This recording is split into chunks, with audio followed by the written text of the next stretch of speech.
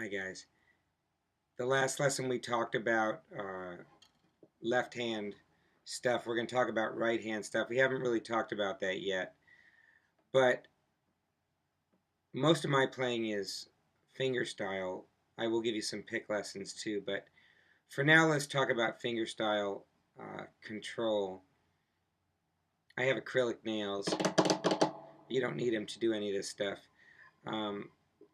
What you want to be able to do on the guitar is pick and choose the note that you're going to play before you play it. And one of the ways to get good at not having to look at the strings is to always know what string you're on by feel.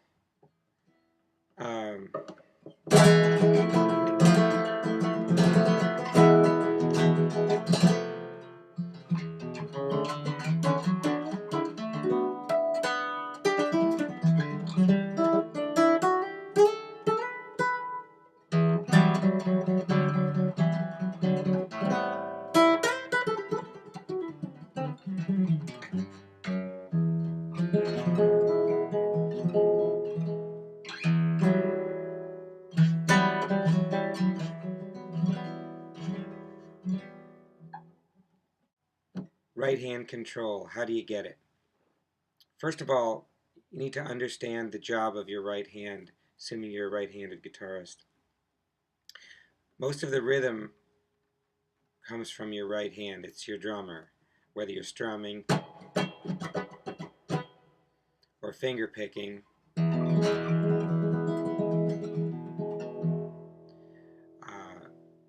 The rhythm comes from the right hand. You can be switching chords or not switching chords.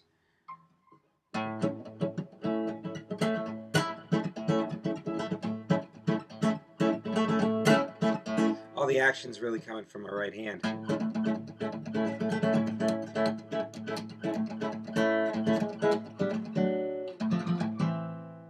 So, how do you get that kind of coordination? Well, first of all, just like the left hand, you need to be very relaxed. You need to know where your fingers are at all times. So a good way to figure that out is take your third finger and your thumb, and you find the two outside strings, and then come in one string each, and you have four fingers, thumb first, second, and third, or a PIMA if you're classically oriented. And you have one finger on each string. Those are the four middle strings. So if you're playing a bass line, you know you have these two strings, or maybe this one for your bass line, and you have these guys for your melody, maybe these guys for the inside.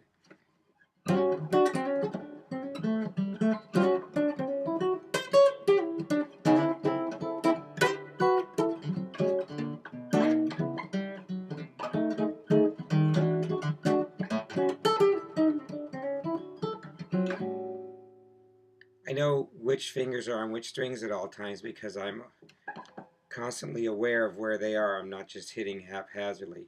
So to build some of that coordination, there are little exercises you can do. I'll show you a couple of them right now.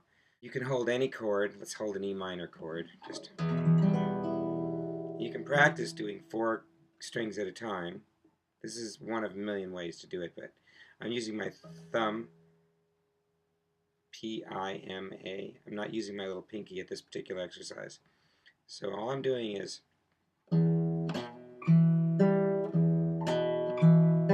putting my thumb back each time for stability. And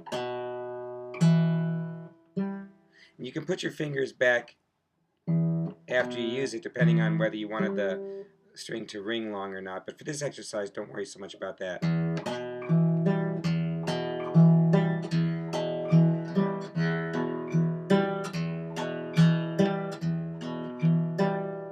Putting my thumb back, trying to. Then I'll take the next 4 strings. I'll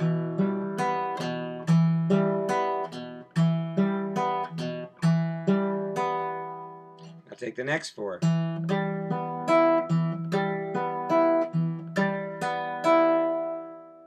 You can do it backwards. Next 4.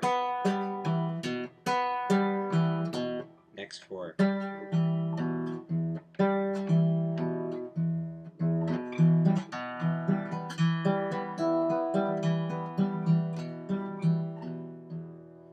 good thing to practice. You can also practice picking groups of 4 strings. I'm just pulling my hand together, thumb going down, fingers going up.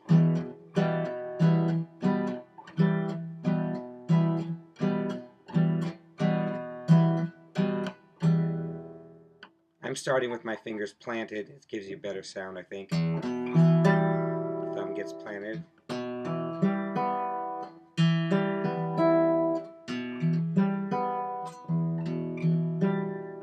It's only one way, there's lots of other ways, but that's a good way to start. It's a good exercise. Try it with a metronome. Don't have one handy, but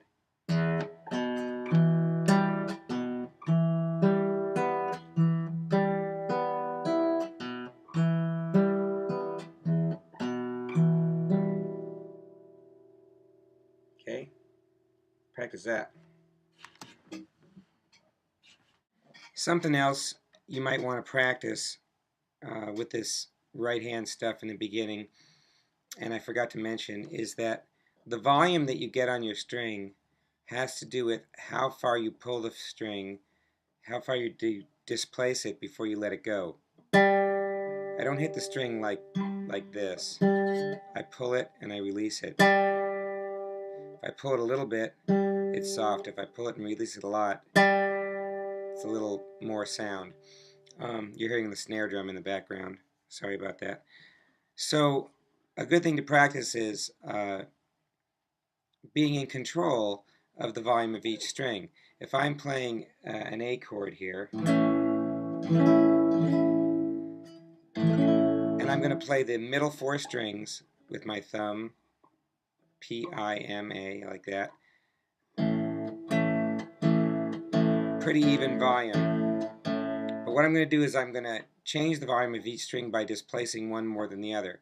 First I'll do this A string. Now I'll do the D string. Now I'll do the G string. Now I'll do the B string. So it sounds like this.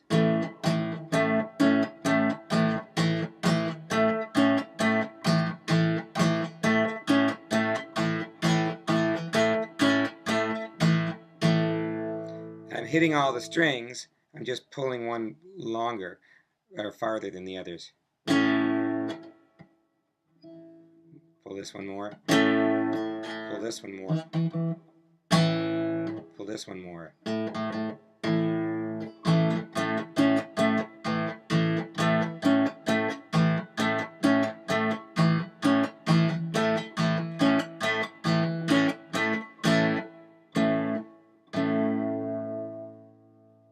That's another thing you can practice.